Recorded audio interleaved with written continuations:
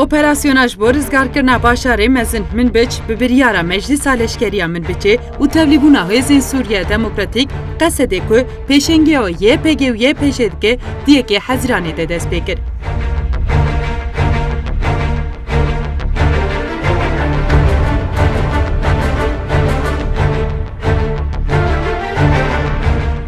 Operasyona rizgarkirinê bi pêşengiya şervanên Meclîsa Leşkeriya min biçê û piştgiriya hêzên esmanî yên koalîsyonê gav bi gav gund bi gund pêş ve çû.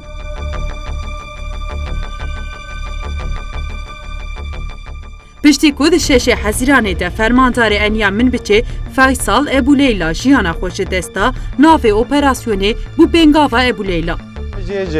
Çetên Daeş هدف ما في مجلسي كم من بيجي ودردور من بيجي فوقش بكنج çetên Daişê bu meclisa ew qasa tabûr têdane taborê bi navê Şems Şîmal tên naskirin تخطي خطوة بدون إذن على مسؤوليتك على مسؤوليتك خليني استنى خليني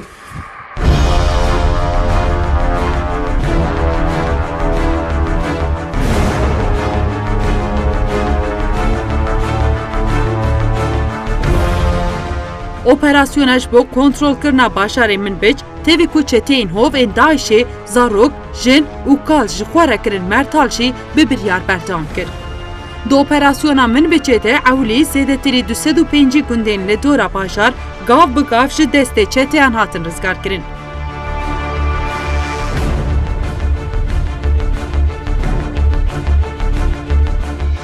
Jinên ku ji min biçê ji destê çeteyan rizgar dibûn ewlî çarşefên xwe yên mîna zîniyeta çeteyan reş ji ser xwe davêtin.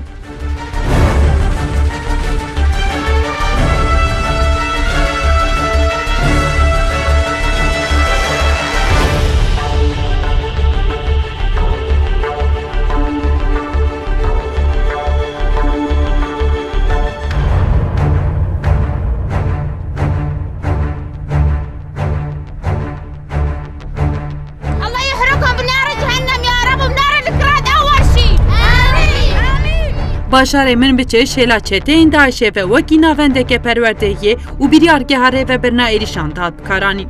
Şîrovekarên siyasî û stratejîstên rojhilata navîn dibêjin ku serkeftina mezina min biçê Daîş gavek din jî ber bi têkçûnê vebiriye. Di operasyonê daliyek ku şervan herî zêde dansorê jî ew bû ku çeteyan sivîl wekî mertal bikardanîn û ji ber vê yekê jî şervanên Meclîsa Leşkerî hewleke mezin dan ku sivîlan rizgar bikin.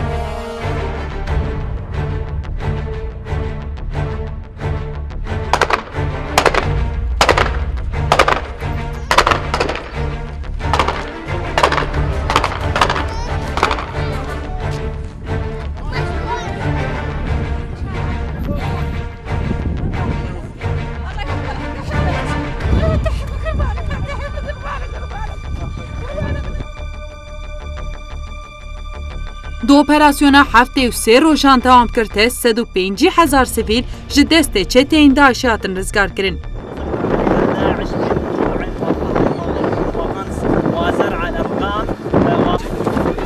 Şervanan gelek caran xwe ji sivîlan re kir mertal.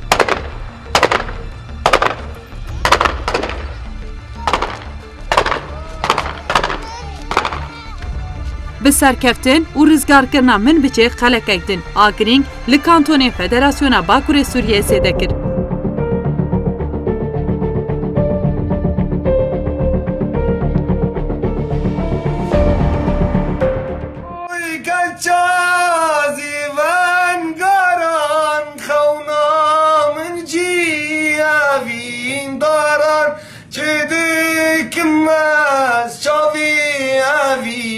كرسار دلي من ساد بري